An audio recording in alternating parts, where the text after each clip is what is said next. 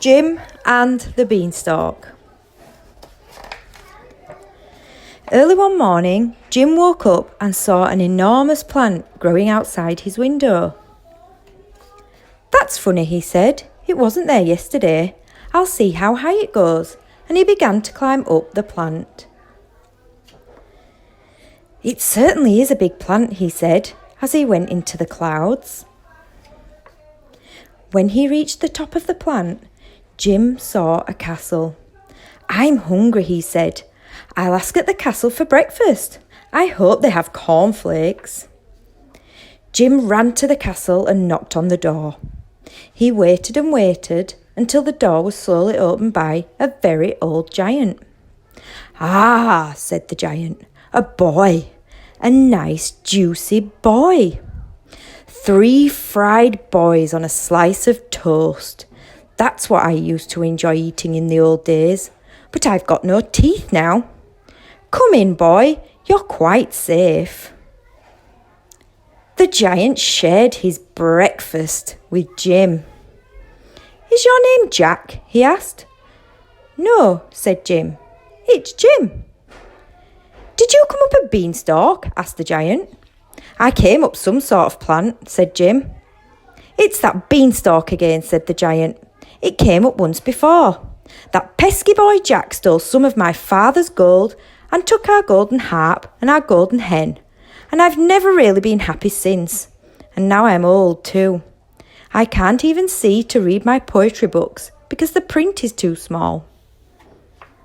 "Haven't you got any glasses?" asked Jim. "Only drinking glasses," said the giant. "I mean reading glasses," said Jim. "They go on your nose and ears." "It's my eyes I'm talking about," roared the giant, banging his fist on the table.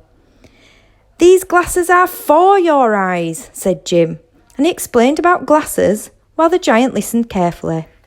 "Get 'em," said the giant fiercely when Jim had finished. "Get 'em for me. I'll pay good gold."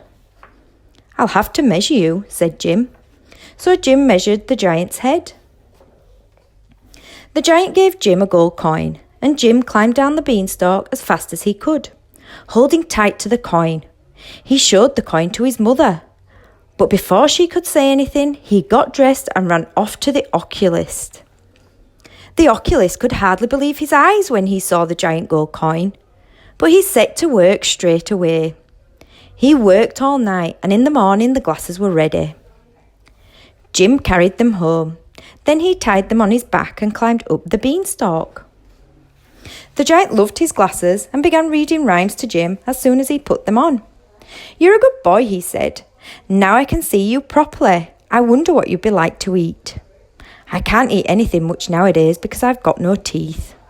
"Why don't you have false teeth?" asked Jim. "False teeth," roared the giant. "Never heard of them." So Jim explained about false teeth while the giant listened carefully. "Get 'em," said the giant when Jim had finished. "Get 'em for me. I'll pay good gold." So Jim measured the giant's mouth. "Make them big," said the giant, "and sharp. I like sharp teeth." The giant gave Jim another gold coin, and Jim climbed down the beanstalk as fast as he could, holding tight to the coin. He showed the coin to his mother, but before she could say anything, he ran off to the dentist. The dentist could hardly believe his eyes when he saw the giant gold coin, but he set to work straight away. He worked all night, and in the morning the teeth were ready. Jim carried them home. Then he tied them on his back and climbed up the beanstalk. The giant loved his new teeth. He jumped up and down, champing his jaws and gnashing the teeth until the sparks flew. Then the giant sat down and looked at himself in a mirror. "Ah," he said, "I used to be a good-looking lad. Great head of flaming red hair I had, and now look at me." "Why don't you have a wig?" asked Jim. "A wig?" roared the giant. "Never heard of a wig." So Jim explained about wigs while the giant listened carefully. "Get one," said the giant when Jim had finished. "Get one that's red and curly. I'll pay good gold." So Jim measured the rest of the giant's head. The giant gave Jim another gold coin, and Jim climbed down the beanstalk as fast as he could, holding tight to the coin. He showed the coin to his mother.